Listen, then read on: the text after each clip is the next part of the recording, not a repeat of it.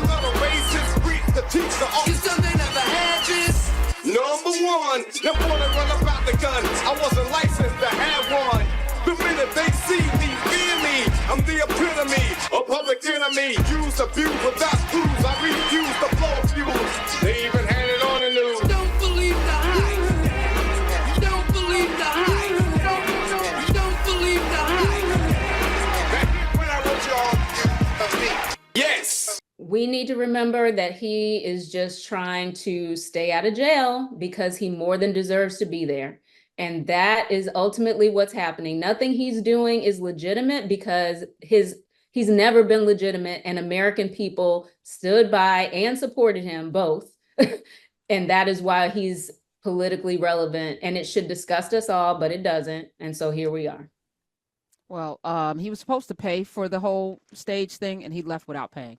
Oh, who's shocked by that? Who's shocked by that? Who's shocked by that? You know, what's funny? I got into this kind of back and forth with somebody, and I said, you know, for a person, you know, he's a businessman. We read this whole thing from the former Apprentice showrunner guy who talked about how problematic he was and how they had to create this image. But just the 6 times bankruptcy alone as a business strategy should make each of you who have ever worked for your money and not gotten it feel some way, right? This man made a contract to pay people. And instead of paying people, he went bankrupt. And he didn't do it once or twice. He did it 6 times. It's not like an individual going bankrupt and sticking it to the man. This is a wealthy person saying, I'm not going to pay the workers. I'm not going to pay the plumber. I'm not going to pay the contractor because I don't have to, because this is a business strategy and the business world favors me. And I get to go bankrupt and not pay anybody. And he did it 6 times, at least 6 times. They said, what, 2 times while he was on The Apprentice. I said, how can you? It's so powerful that you're laying it out that way, Karen, right? Because part of what it makes clear is recognize how our systems and laws are set up to benefit businesses and corporations, not ordinary Americans. So this is what I mean when I say that we're watching Kamala Harris and Tim Walz be deliberate about creating more opportunity for more people. And they do it because they recognize the system has not been set up to benefit humanity. It's been set up to benefit profit. And laying it out that way is the perfect way for us to understand why it is that so few Americans understand how violent and foul what Trump represents is, because we all have been drenched in this idea that business people are just smarter, when in fact, the government is just set up to benefit them. Isn't it time to have people who are in the government to turn it in a way that is actually about humanity, which it has been drifting away from for decades? Period. Oh, that's Dr. Coretha Mitchell. Coretha Mitchell, Prof. Corey. Yeah, she is here. Speaking of that, the Exonerated 5 are now suing Donald J. Trump, the 5 men who we used to call the Central Park 5. They have filed a defamation lawsuit against Donald Trump over remarks that he made during the presidential debate. We're actually going to play the remarks. Smith, play it, September 10th. This is the most divisive presidency in the history of our country. There's never been anything like it. They're destroying our country, and they come up with things like what she just said. Going back many, many years, when a lot of people, including Mayor Bloomberg, agreed with me on the Central Park 5, they admitted, they said, they pled guilty. And I said, well, if they pled guilty, they badly hurt a person, killed a person ultimately. And if they pled guilty, then they pled, we're not guilty. Well, first of all, the Central Park jogger did not die. She was a lawyer. She's still living. I don't know. Well, I don't know if she's still living, but she didn't die from what happened to her, which was horrific. Secondly, these 5 boys, they were boys, young boys, were found to be not responsible for what happened to that jogger in Central Park. They are called the Exonerated 5. One of them actually is now on the City Council of New York, representing the great town, shtetl of Harlem.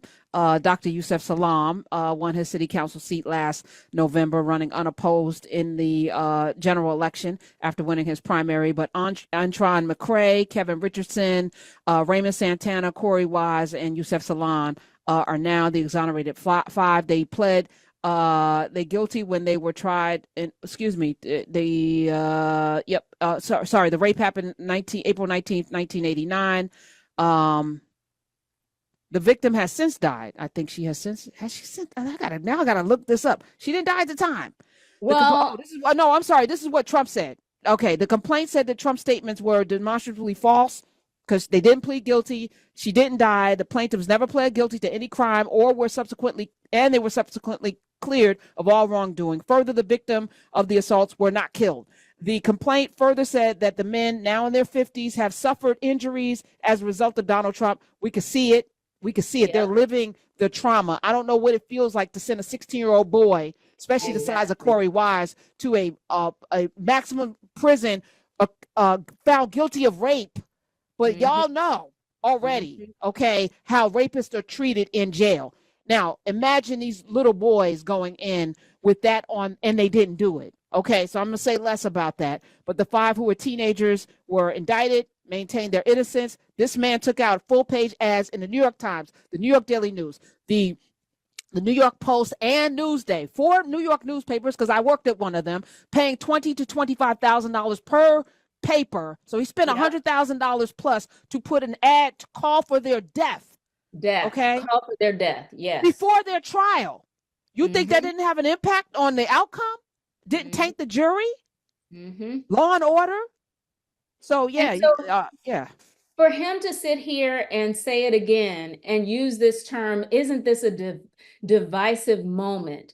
It's another example of how impoverished our national discourse is. You say divisive, and then you pretend as if the division comes from nowhere, and you pretend as if a racist system has nothing to do with what he's calling divisive. The truth is, he can sit there and repeat what he just repeated, because we are still in a racist society that assumes the guilt of anybody who's Black and brown and assumes decency of somebody who's white, even as he's been parading indecency in our face for years. So he's still relying on dominant discourse. And this is why we need to recognize that the American way is actually a violent, racist, sexist way. And so we need to recognize that going in a different direction requires deliberate effort. So, I mean, he's been despicable always, but again, it's the fact that he has followers who are our neighbors. That's the real problem. And of course, well, I'll leave it there. Okay. Well, Trisha Miley is still living. She's 64 years old. I think she even did a book. So she's alive, and I don't know how she's doing, but she is alive. She was alive then. And for Trump to say that they kill people, again, just to be able to say stuff unaccountable. That's the problem for me. Accountability.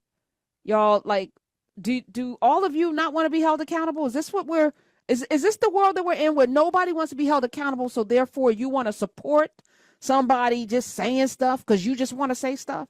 Because I feel like this is what's happening here, that people just want to say stuff. So if he can get away with it, so can I. Is that what we're doing?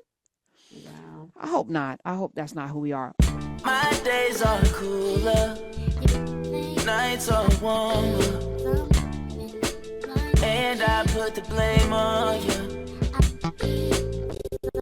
Time moves slow, but my heart beats faster. When these eyes are looking right at you, right at you. You give me something to believe in, just what I need.